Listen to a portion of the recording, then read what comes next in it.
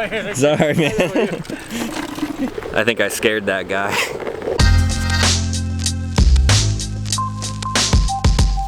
What's going on, everyone? Back with another episode of Stuff and Things. Today we are taking a look at a relatively new electric skateboard from a company called Soflow, known as the Lou board. This board came to life on Kickstarter, which has some pros and cons in itself. I've worked with plenty of companies and products that began on Kickstarter, so to keep this short, the main pro is that products can get crowd backing to come to life, with the con being that those people backing a product or a company don't understand Kickstarter in its entirety. When backing a project, there's no absolute guarantee that a product will be delivered on time exactly as advertised. In some cases, there are even campaigns that fall completely flat and then backers don't even get their reward that they signed up for. But that's just the nature of how Kickstarter works. When things go awry on Kickstarter, as they often do, companies and products get a bad rap, and it's really hard to recover from the typical internet hate storm that comes along with that. In the case of the Lou board, their campaign goal was met, and backers received the first production run of these boards shortly after they had initially planned. There was still some gripe from early backers about the time frame and technology of the boards. However, e-board technology is still fairly new. There's a ton of research, design, and development that goes into these things, and typically it only gets better with time. So now that this board is available for order on their actual site, I have one of the newest versions, and I'm hoping that it performs well and lives up to the expectations that I have for it. Now let's get into it. Starting with the box, this is one of the better presentations that I've seen. Typically any e-board that I've bought in the past just comes in a sort of plain cardboard box. No real artwork on the outside, and typically the boxes are damaged pretty badly because these boards can get pretty heavy. Luckily for the Lou, the board is really small, so this was actually shipped inside of another box, keeping the actual product box nice and neat. On top, you can see the deck of the board, which I'm assuming is just a little bit smaller than the actual size. On this side, you got a bunch of pretty nice product shots. On the opposite side, you got the specs of the 3 different board models that they make. And on the back side, we have Lou as seen on Kickstarter. Let's pop this thing open. More nice product shots here. This is almost like their lookbook that you can find on their website. Also on the inside flap here, and there is the Lou board. Nicely tucked away in here in foam inserts. This is definitely one of the nicer product packagings that I've opened in a while. In the box, we've got another smaller box, which includes the charger, a velvety bag with a skate tool. That's nice to have. You can never have enough skate tools. A charging cable, micro USB for the controller, and the controller itself with a lanyard. We've also got an instruction manual and then the board itself. Check that out. Let's go over some of the board specs real quick. This is the Lou 3.0 version, which comes standard with a pretty sweet looking carbon fiber deck. The dual hub motors have a max power of 3 kilowatts, pushing you up to a max speed of 21 miles per hour. The board is powered by a 36-volt lithium-ion battery, giving you a range up to 11 miles, but we'll see about that. You can also get this board with interchangeable deck plates available in black, blue, red, and violet. I went with the black, of course, because it keeps the whole thing pretty stealthy looking. Because of the big battery in this model, the board actually weighs 12 pounds, which is pretty stout for its size, and it also has a water resistance rating of IP54. To explain the IP rating a little bit, IP stands for International Protection. Then the first digit corresponds to a solid object and the second digit responds to water resistance. Since this board is rated IP54, the 5 means it's protected against dust, and the 4 means that it's protected from water splashed in all directions. So if that rating is correct, I shouldn't have an issue riding this thing through puddles and in rain. Before I get into actually riding this thing, I'm gonna have to charge it up. So here's the charger, just a basic brick that you find with most e-boards. On the underside of the board, it's super clean. You really only see the 2 wires running back to the hubs, and then there's 1 port here where you actually plug the charger in. When the board is plugged in, you will see a little red light illuminating right here. Now I'll just let this thing sit until that turns green. It shouldn't take long because these boards should have a little bit of charge with them when they ship.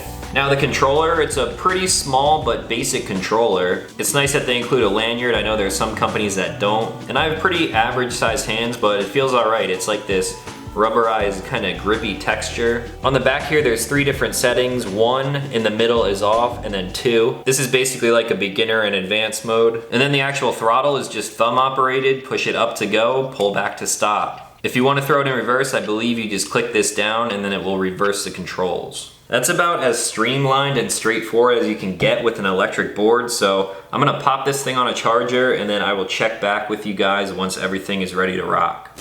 All right, we're back. The board and controller are both charged, ready to go. One thing that a lot of first-time e-board buyers don't really realize is how important the controller design actually is. The size of it, the weight of it, how you charge it, things like that all really play a factor in what I look for in an electric skateboard. There have actually been boards in the past which I really loved the specs of, the looks, the designs, and everything. But once I actually got the controller in my hand, it was just a complete letdown. Whether it was the throttle mechanism, the braking, just something about it just kind of threw me off. So that in its entirety put me off of buying a specific board. Now for the Lu controller, like I said, it's a little bit on the smaller side for my hands. The texturing does feel good. It basically feels exactly how it looks. The only thing that I would prefer is something a little bit bigger and with a little bit more weight. There's like nothing to this. The throttle and brake control feel all right, maybe a little bit plasticky, but I actually have to ride this thing until I can give a good opinion on it. Now you may have noticed in the overview, the bottom of this thing is super clean like I said. There is no power switch on it. So how do you turn it on? You simply set it on the ground and roll the board. You hear that beep? Now I'm gonna pop the controller in the first mode, which is beginner mode, and let's see how this thing does.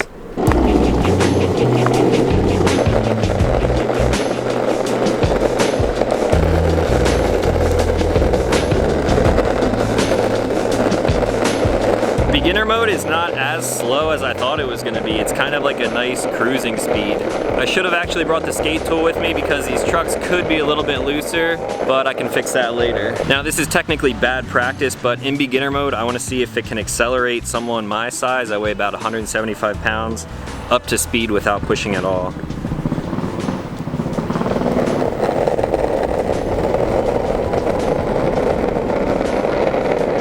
I mean, it works. Not the fastest thing in the world, obviously, but it's relatively safe compared to some other boards. I'm full lock throttle right now. Let's see what happens when I hit the brakes.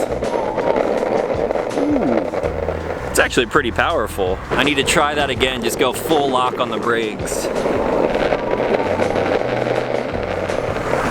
Alright, again, not the quickest stop in the world, but then again, it's the beginner mode, safe mode, so I'm gonna bump this thing up to number 2 and see what this feels like. Ooh, ooh, that's much better. This thing's actually pretty quick. Damn, and the brakes are extra touchy now too. Alright, that's definitely the mode for me. That's a hell of a lot more powerful, but at the same time, the acceleration curve is still pretty smooth. I obviously wasn't expecting this thing to launch me off the board, but for the size and weight and for what it is, it's pretty good. Here's an idea of how quick the acceleration is. Obviously not on the board, but push this up. Sorry, man. I think I scared that guy.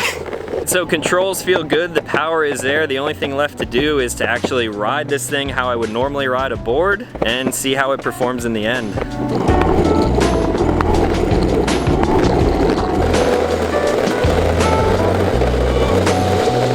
This little thing is quick. I'm gonna turn an app on my phone and see if I can track how far I'm actually going as well as the top speed.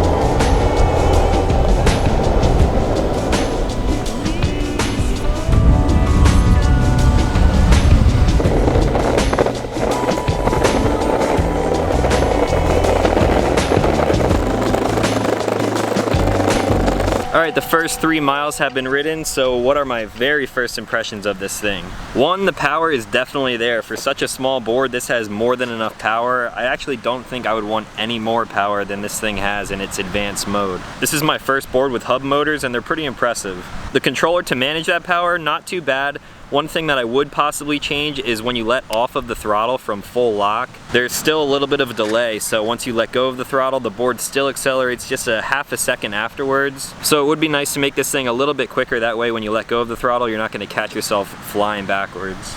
The low mode I found actually to be perfect to just be kind of cruising around like on the boardwalk, on sidewalks, wherever there's pedestrians walking, because you don't want to be zipping in and out of people, especially when you're not used to a new board like this. So that setting is actually pretty relaxed and useful.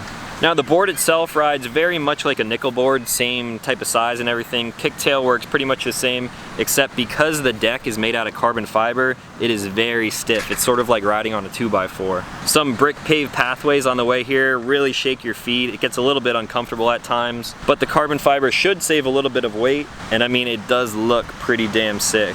As you can see, the board is a little bit wet there. I was splashing through some puddles and some runoffs, no problem at all. I really shouldn't have to worry about that, but we'll see. Maybe sometime I'll be riding this in the rain in the future, and we'll really test out the IP54 rating. The wheels are obviously very new and they kind of need to break in, but I didn't feel any loss of grip. Carving felt pretty planted going around turns, really no issues at all there. I'm sure if I'm in the fast mode and I get into some sand or water, these back wheels probably are gonna have a good chance of slipping, but I'm only gonna find out if I keep on testing this thing.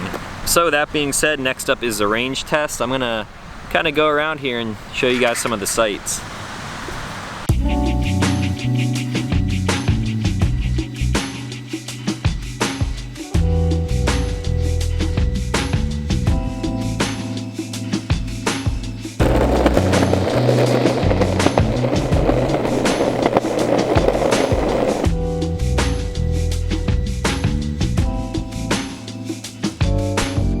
One other quick recommendation, a dead man switch on the controller.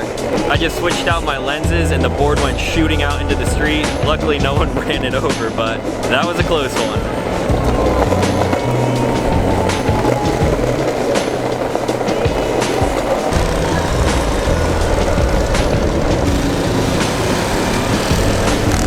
I'm up to 5.5 miles right now, and to be honest, I'm kind of tired already. The sun is setting, so I think what I'm gonna do is just do laps around town until I get this thing to show somewhat of a sign that it's dying.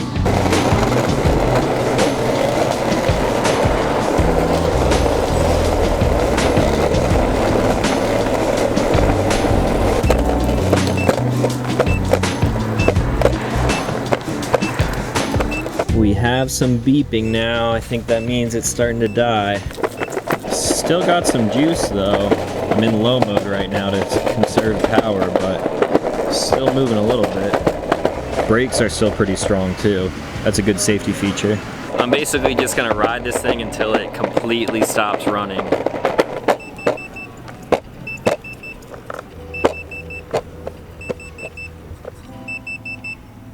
One, two, three, four.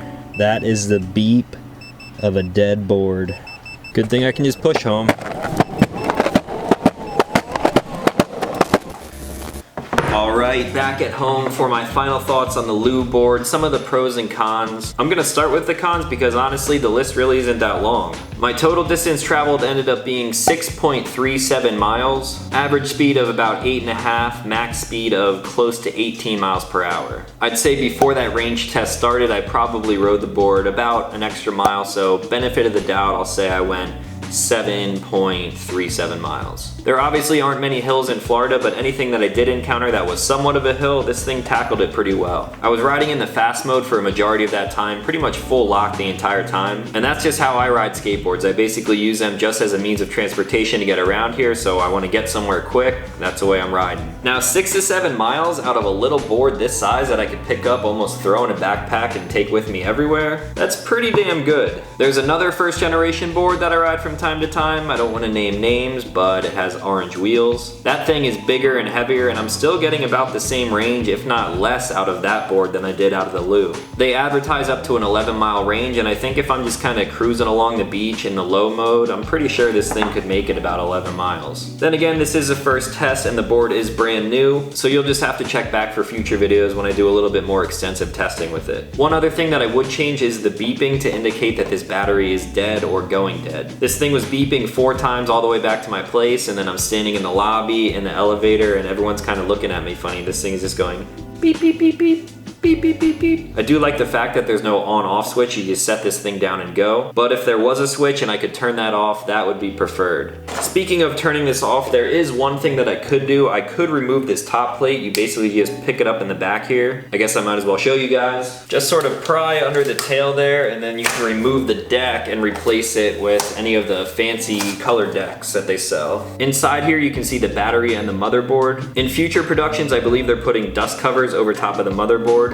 Shouldn't be a problem because they are IP54 rated, but it will be nice to have that protected and just kind of clean up the look of the inside. So to stop the beeping, I could simply disconnect the battery and then just push home like that. Or if you're looking to get even more range out of it, you can just purchase a separate battery, remove the dead one, put in a fresh one, and then you got double the miles that you started with. To put the top plate back on, you simply just press down.